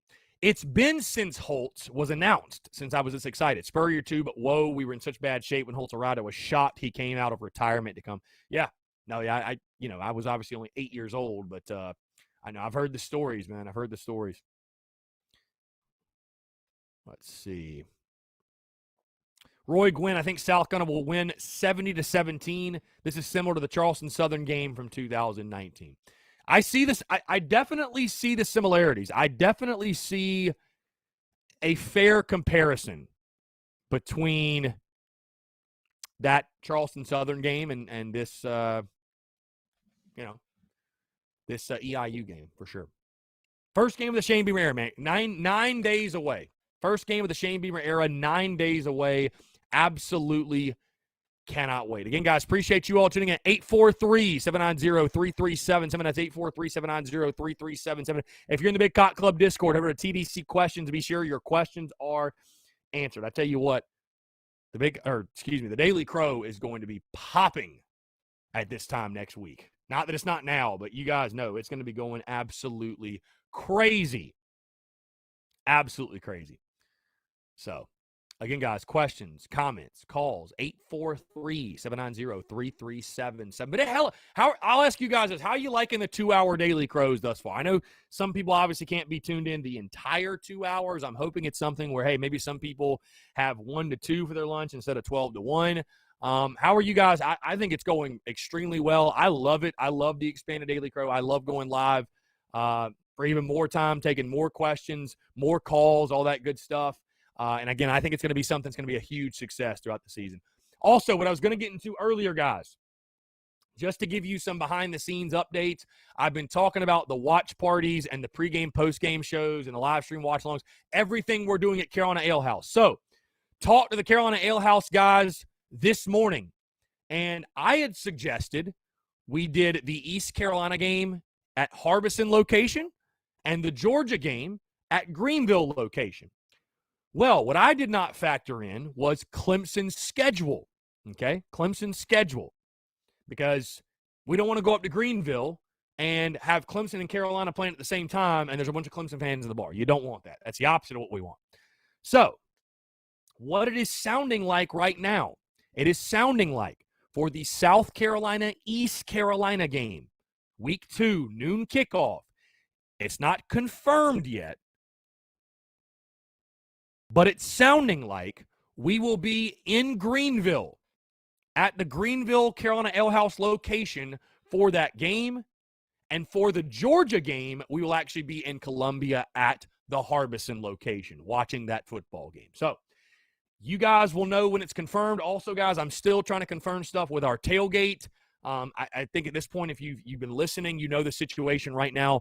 Just trying to confirm, I'm 99% sure we're doing a live pregame show from Jay's Corner right next to Seawells, but I'm still waiting on that, and that's the whole reason why I have not dropped anything in regards to graphics or anything promoting our tailgate. And trust me, guys, I'm staying all over these guys because I'm ready. I'm ready to promote. I'm ready to go. I'm getting a little antsy. I'm getting very antsy, actually, with these guys. So, that will all be coming out.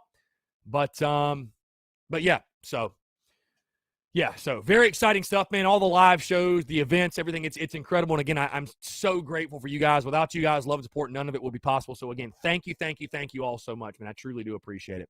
Truly do appreciate it.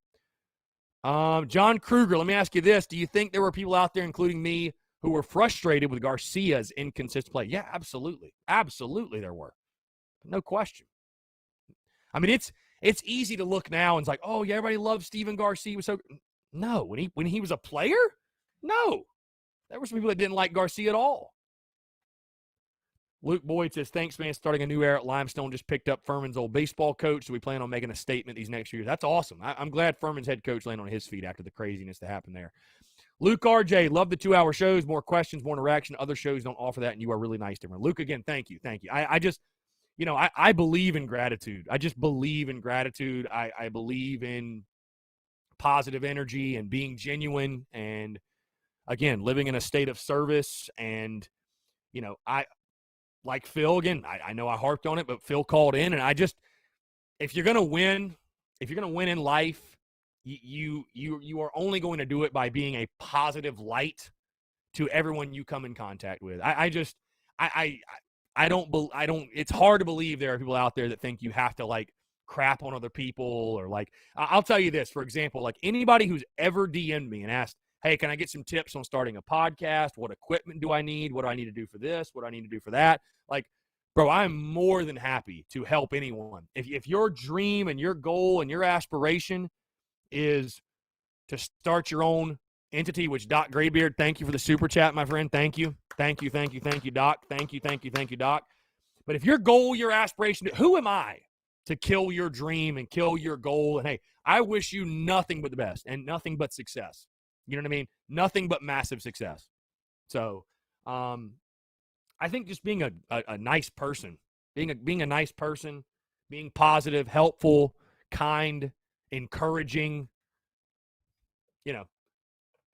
that's how you win in life. You don't win in life being an asshole. You just don't win in life being you might win for a moment.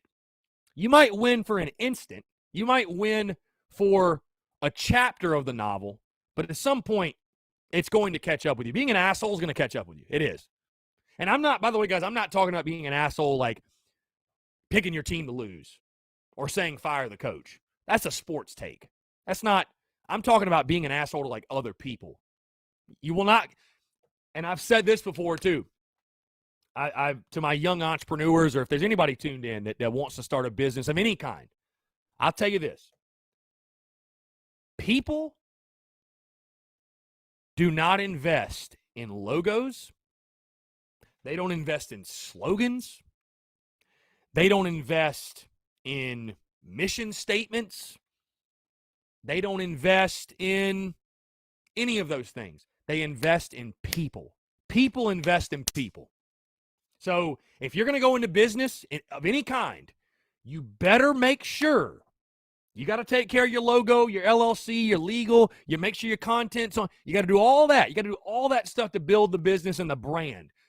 But if you're going to go into business of any kind, it don't matter if it's a podcast, a law firm, I don't care if you're doing you're a real estate agent, you're a moving company, you're a restaurant, you better make sure you are someone that people like. You better make sure you're a likable human being because you won't go very far without it. I mean, you don't have to be the most bubbly human being in the world. I'm not saying that, but you better at least be a likable person. And someone that when you meet somebody and you have conversation, they're like, man, I believe in this human being. I believe in this person. So, I don't know. The Daily Crow, you never know what type of conversation you're going to get on the Daily Crow. So, you never know.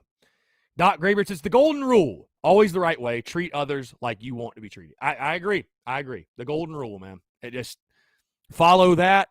You know, and I've also learned in my life over the last year, I would say, I've become really mindful of my energy, and just I try my best to just only put out positive energy, you know, because nothing positive comes out from putting negative energy out. Nothing positive.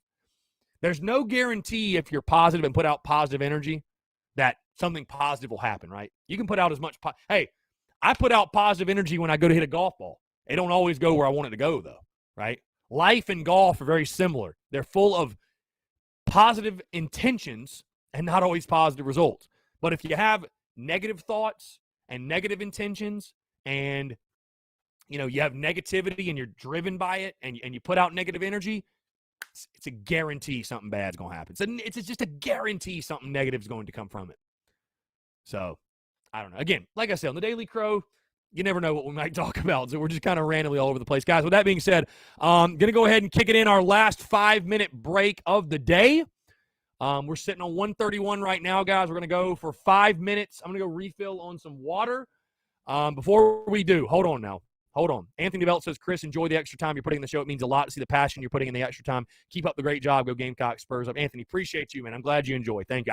I truly love it. I wake up every single day feeling blessed, and it's just so grateful for people like yourself and people rocking and supporting the show, the content, the business, everything we do, man. So thank you.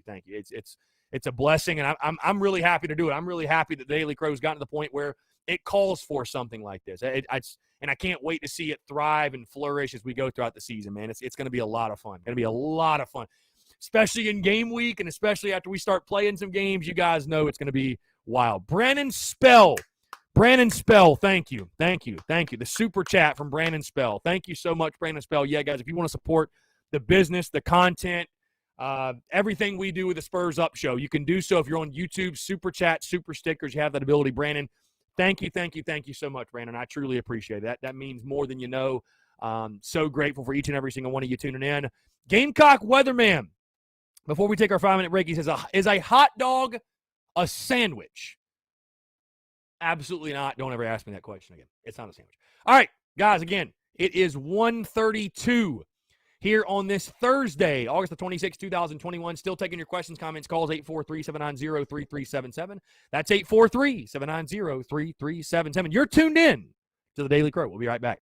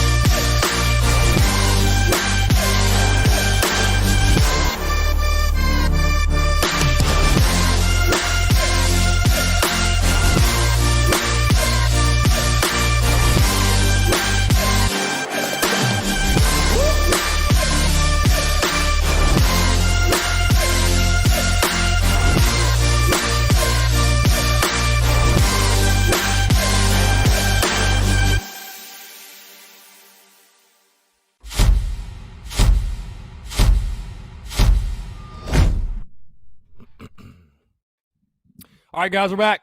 843-790-3377. That's 843-790-3377.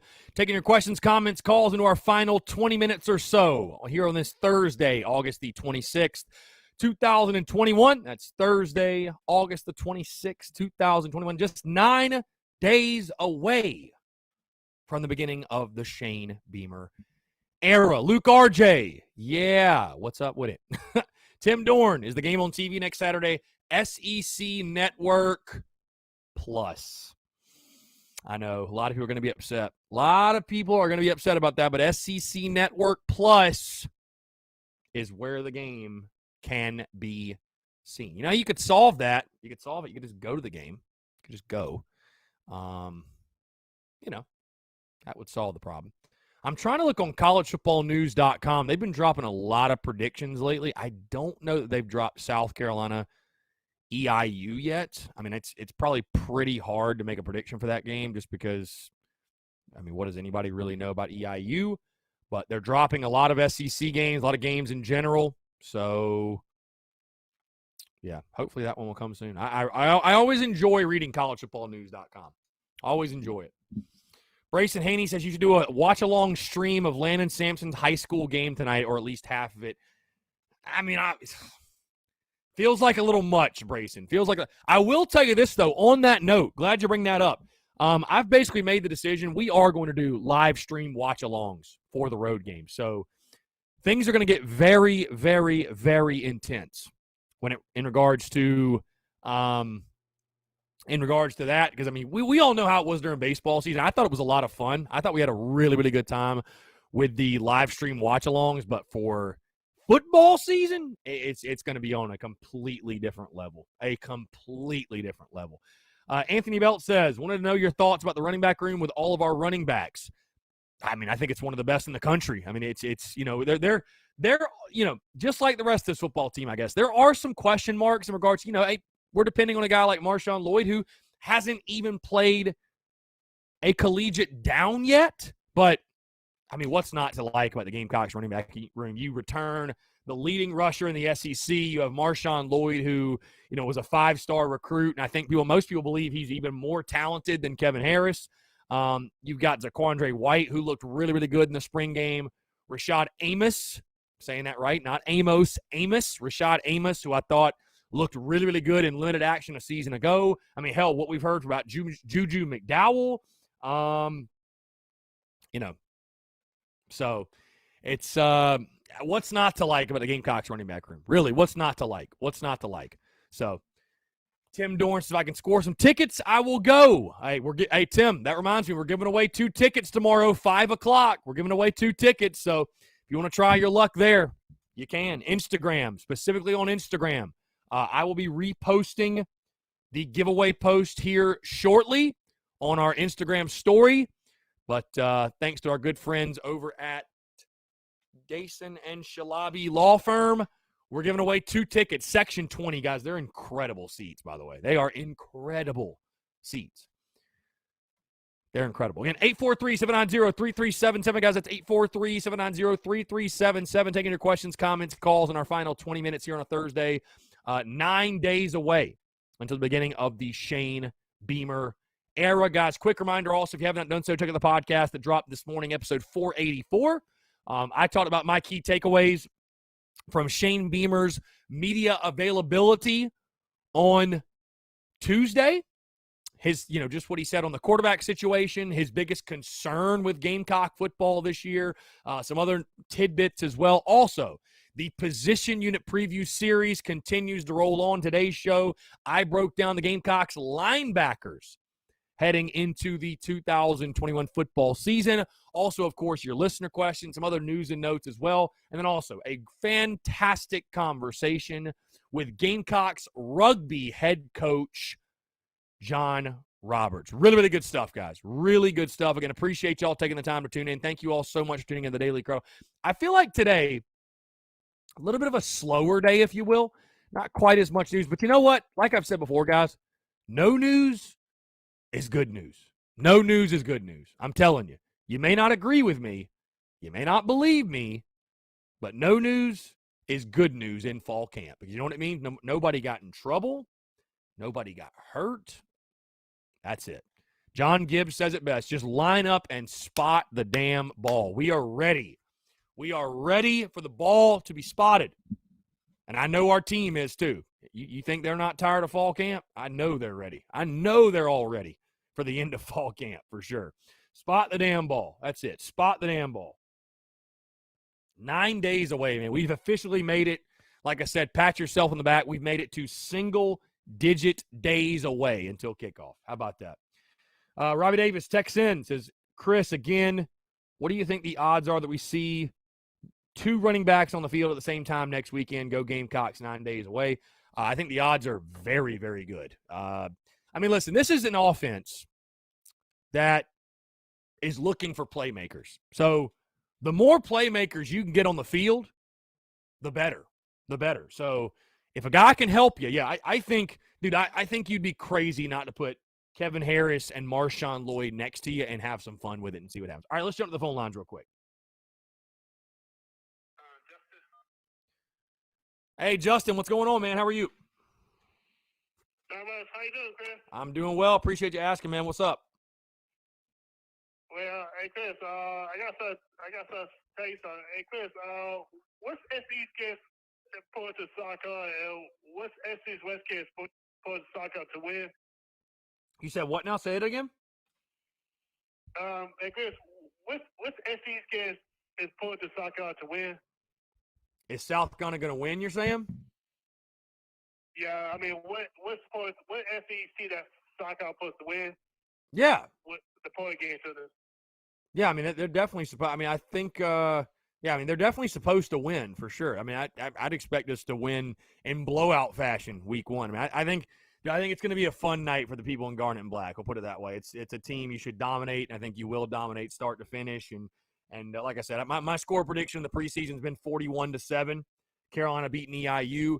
It might change by a couple of points here and there, but that's kind of how I see the game going. I think 41-7. I feel pretty comfortable with that. So, but yeah, all signs point to Carolina, having a really fun night. We'll put it that way. Okay. Yeah, that's true, Chris. Hey, Chris, what SEC team do you want to see South Carolina beat this season? Oh, what SEC team do I want to see South Carolina beat? How about all of them? Talk about the East team. Yeah, how about all of them? Man, I'd really love to see us beat Kentucky. I just, I picked Kentucky to beat South Carolina, and but it's just so painful to watch South Carolina football lose to Kentucky. And Kentucky, hey, give credit to them. You have to give credit. The improvements they've made in their program, the job Mark Stoops has done, but it's still just so hard to feel like your program is on a positive trajectory and there's great things happening in your program, and then you lose to Kentucky. So, I mean, I know most people would say, oh, Georgia or Tennessee or Florida. Man, I'd love to just beat Kentucky, dude. I know that sounds crazy, but you've lost 6 or 7 to them. Reestablish order in that series. Like, South Carolina should not lose to Kentucky. Ever. So, dude, if I had to pick one, man, I don't know. I think I'd say Kentucky, to be honest with you. Yeah, me too, Chris. And think about the Kentucky game. You gotta get back to that win. You gotta get back to that win streak again. I mean, you just can't you can't sell to fans, recruits, boosters. You can't sell it to anybody that your program is on the way to being a big time program if you're losing in Kentucky. You just can't do it. You can't do it. So. Oh yeah, I agree, Chris. Hey, you got to get back to that way again. Yeah, you have to. I know, absolutely. You have to. So, and I think Beamer's the guy to do it. The reason I picked Kentucky to beat South Carolina this year is, hey, they've got a 9th-year head coach. They got a pretty good football team. They got a 9th-year head coach. Their team is, they return a lot. They got a great running back. They got a big physical offensive line. They've got they're improved at the quarterback position, and their defense was really, really good last year. So they got a good team, but yeah, you need to get back to beating them for sure. You need to get back to beating them on an annual basis. Yeah. Hey, Chris, I got that's up there too, Chris. Hey, Chris, what about the West? What team do you want to see South Carolina be in the West? that's on the schedule. I want to see us beat Texas A&M. I mean, I'm tired of losing A&M, man. I mean, 7 straight now. They're going for 8 straight against you this year. I mean, you got to find a way. I mean, I don't think it's going to be this year. I don't know when the heck it's going to be because A&M's really good and Jimbo's got that thing rolling and he's really building their program. But man, at some point you got to get that Aggie-sized monkey off your back and beat those guys. You just got to. You got to find a way to beat those guys at some point. So if I could pick one West team, it'd be A&M for sure. Yeah, I agree, Chris. If they're about A&M, you got to snap that three at some point, and you can't let the thing continue forever. You got to snap that streak at some point. That is a fact. That is a fact, my friend, for sure. Yeah, Chris. What about Auburn too? Yeah, no, I mean, dude, I'd love to beat Auburn. Obviously, the whole Bobo storyline, and it'd be nice to beat them for a second year in a row. But I'll tell you, man, it's Texas A&M, and it's just not even close. We got to beat A&M. I can't stand watching us get our brains beat in by those guys every single year. So. Yeah, I agree, Chris, and we got to, Chris, because I can't go through. A&M lost again. We gotta stop this at some point. Right. No, I agree. Dude, I agree. Yeah. So I mean, well, I don't think it's going to be this year. I'll tell you, I don't think it's going to be this year. Again, I think A&M's really good, and Carolina's just not on that level yet. But man, hopefully it's soon. Hopefully it's soon. So. Yeah, and Chris, while I was listening to Wade yesterday, this is already there starting quarterback. I can't remember his name. Yeah, Haynes King. They named Haynes King their starting quarterback. Oh yeah, that's the one. Yeah. They say he's a good quarterback. Like he was a thief or something. No, he's a good player. I mean, that's and if he pans out, I mean, I think they could beat Alabama. I think they could I think they could win the West, honestly. So, I mean, I'm not picking that. I'm picking Alabama to win the West, but if they hit a home run with Haynes King, that's a really, really good roster. That's a really good team. So, they're going to be a good football team this year. They're going to be a very good football team this year. Oh yeah. Hey Chris, and he's a good quarterback, because he's not afraid of pressing. He can get pressing, Yeah, dude, I think he's going to be really good. And Jimbo Fisher's a quarterback whisperer too. So, yeah, I mean, I have no doubts that guy's going to pan out for them. No doubts at all. Oh yeah, yeah, Chris. Well, Chris, I gotta go to Atlanta tomorrow. Yeah, hey, safe travels, man. Have fun. What are you going to Atlanta for? Well, I go see, when people have that Comic-Con thing about Power Rangers. Yeah. Yeah, and Chris, have you ever been to a Comic-Con before? I haven't been to a Comic-Con. No, I haven't been. I might need to go. It'd be fun. Yeah, it's pretty fun because they got DC stuff and Marvel stuff. Yeah, might need to check one out. I like. Yeah. I think I might like some Comic-Con. I might need to go. Yeah, and they got wings. I think it's like 3 days a week, and they got one in Orlando. I think it's gonna be one in Orlando and one in Atlanta again next year. Really? Okay. Yeah. Awesome. Yeah, I might have to check it out then. I might have to check one out for sure. Oh yeah, make sure you do, Chris, because it's a lot of fun. It'd be a lot of people. No doubt. Yep. Well, Chris, that's all I said, man. Hey, I appreciate it, Justin. Appreciate the call, man. Thanks so much. You're welcome. Have a good day. We're talking before the season starts. Oh, yeah. No, we'll definitely chat again before the season starts, for sure. I expect to hear from you. Oh, yeah. Oh, thanks, my man. All right, Justin. Have a good one, man. We'll talk soon. You too. All right. Awesome stuff, guys. 843-790-3377. That's 843-790-3377. Taking your questions, comments, calls. Luke RJ138 says, with that touchdown pass to Connor Shaw on the 9 days to kickoff video, the Philly special before Philly used that in the Super Bowl. I mean, something like that. I'd love to know what the actual play call for that was. I almost tagged Connor Shaw and asked him what the actual play call is. But no, that was an incredible play, dude. People forget too, like Connor Shaw, he threw 3 touchdowns, ran for 1, and caught 1, all in the same game. I mean, the dude's the GOAT, and it's not even close. It's not even close. Again, guys, we got less than 10 minutes here on a Thursday, 9 days away from the beginning of the Shane Beamer era. Guys, like I told you, check out the podcast that dropped this morning, episode 484. Fantastic conversation with rugby head coach John Roberts. Also, of course, I talked Shane Beamer's presser from Tuesday, really just focusing on the quarterback situation, some things he said about the football team this year. And also, we continue along with the 2021 position unit preview, guys, or position unit preview series.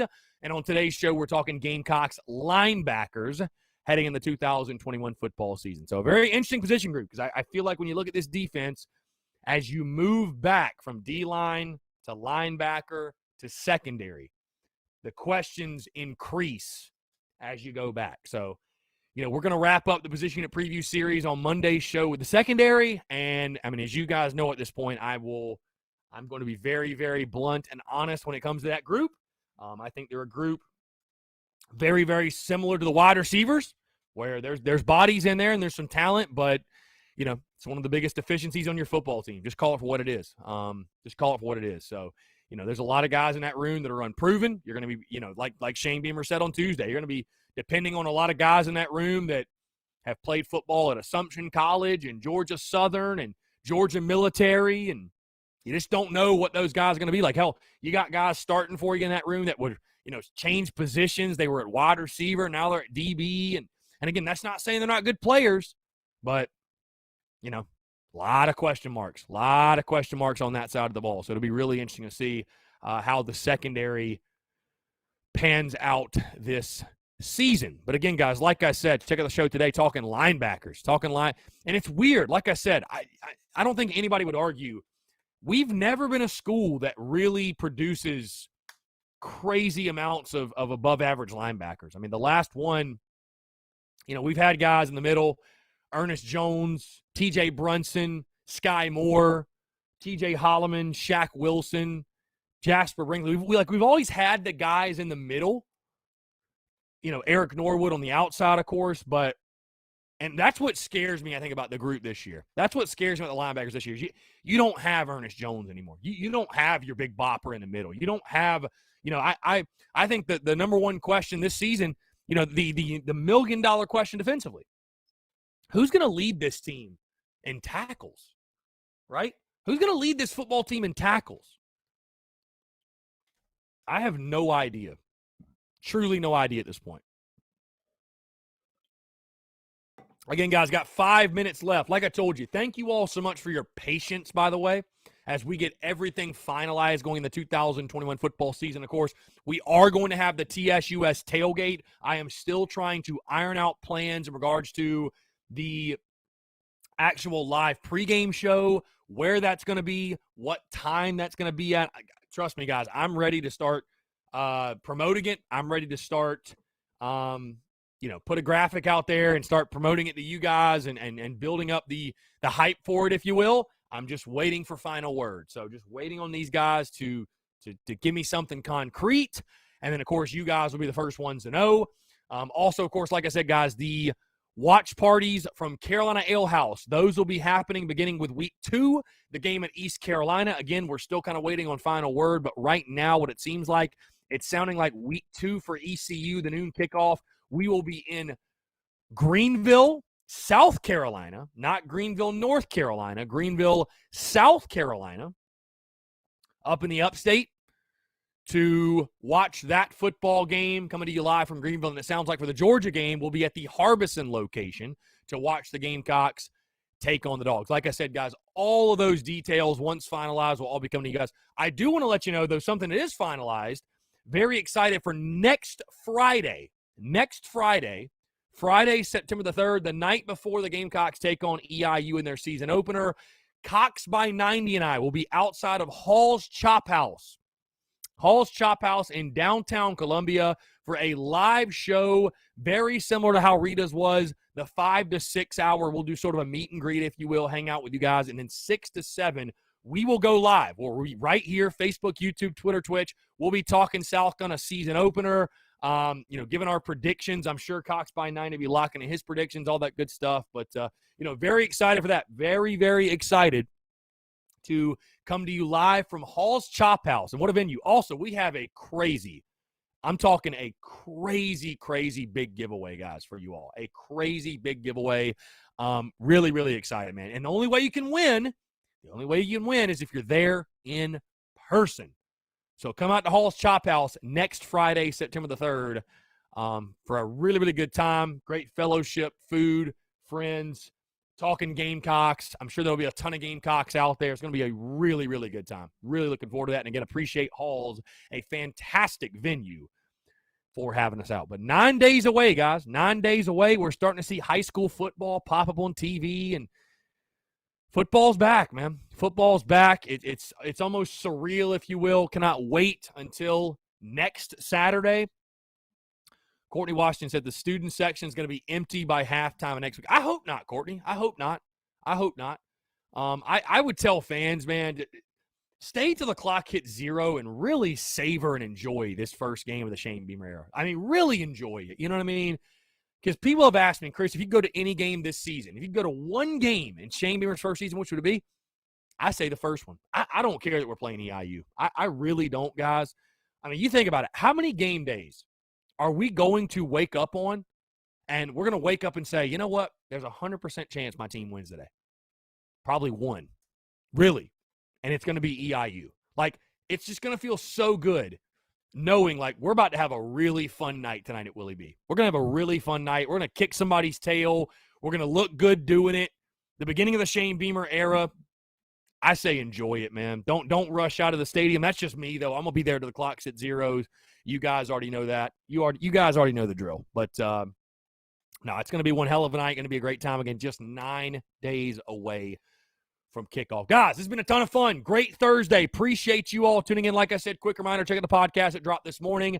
Episode 484. Fantastic show. Guys, we've hit 2 o'clock. Thank you all so much for tuning in. Like I said, of course, we'll be back in studio tomorrow, back to normal, live noon to 2 from the studio. We also have our season simulation series tomorrow night at 7 o'clock. That will pick back up as the Gamecocks take on Texas A&M. But again, podcast, Daily Crow, everything rolling throughout the week. You guys know the drill. Have a great rest of your Thursday, and we will talk to you soon, guys. Thanks.